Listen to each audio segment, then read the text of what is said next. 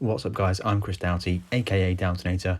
I'm going to run you through Suzuka, all the troubles, perils and any places where you might have problems. This is specific for the BMW M6 Cup hosted by Race Asylum, but this also works for Race C this week at Suzuka. Now let's start with a tour of the lap. I'm going to talk you through places to watch out for mistakes in the race. Turn 1, especially on lap 1, very critical. Running wide here, you'll have a big accident, you'll waste a lot of time, so be very cautious into turn 1 and just generally through the rest of the race. Through these S's here, it's not too bad. It's all about maintaining your speed, balancing the throttle, balancing the gears, but this next right-hander is critical. Stay as close as you can to the right-hand side, which means this left-hander is less treacherous. Running wide on the outside of this left-hander, as we almost do there, will ruin your race. Getting the right-hander before that to the right-hand side helps so much. Degner 1, very difficult corner, don't run too wide like we're doing here. And then Degner 2, again, just make sure you're keeping it within the track limits. You'll get a much more consistent race pace that way. Easy to outbrake yourself into this hairpin here, braking just at the end of the curb. I'm going to go through that in more detail. Careful on the power coming out of the hairpin, you can light up the rear tyres, and then we're going to go into probably one of the most dangerous corners of the track, into Spoon. My tip here is to brake earlier than you need to, accelerate mid-corner, be very careful around the outside, and then get on the brakes once more. Again, don't run too wide on corner exit. That is too wide, that is running the risk of being sucked off by the outside of the track, and that will ruin your race. 130R, dangerous corner as well. In this guide I think we brake, it might be a lift at least, but you need to be close to the inside and then finally into the Casio triangle. You can take a lot of curb here, so it's important to make use of the curbs and you can get the best lap times that way. Now we're going to give you a rundown of a lap. This is a race lap, not a low fuel qualifying lap. I'm going to give you some of the braking points and techniques. So the braking point into turn 1 is just before the path on the left hand side. You're never really going to want to be on full brakes, it's like half brakes, and then you're going to be carrying through turn 1 and 2 as one continuous corner. So we're just going to trail the brakes in there, off the brakes in the middle, and then back on the brakes again, down to second gear for this final part of the corner. Patient on the throttle, and then when you know you can get on the throttle, you're on to full throttle.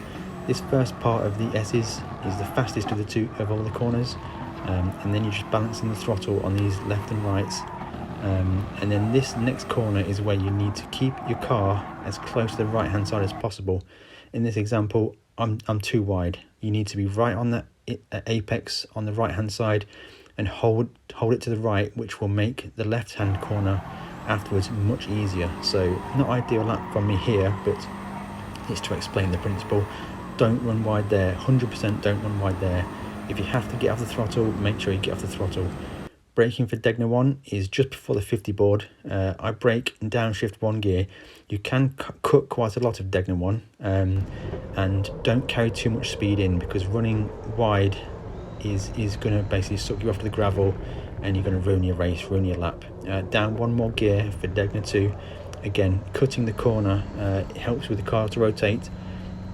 And then we're going to go lining up now into the hairpin corner. Look for the reference point. It's the end of the curb on the right hand side. You're going to get on the brakes on that curb and then right down to first gear. In the race, be careful if you're in a lot of traffic. The cars can back up quite a bit going to this corner here. Cautious on throttle, the car can spin up quite easily, but make sure you try and get a good exit, because you carry all that speed down this straight into Spoon. Again, another difficult corner. The theme of this track is don't run wide on your exits. I brake just before the path, hard on the brakes, down 2 gears and trail into the apex. I like to over slow the car and then get back on the throttle in the middle. If you look at the brake and the throttle inputs, back on the throttle now, full throttle now for a little bit, and then back off and then onto the brakes again. Slow it down 1 gear for the second part of Spoon. You really want to be keeping tighter than I did in this particular lap. we're running the risk of catching the AstroTurf and spinning.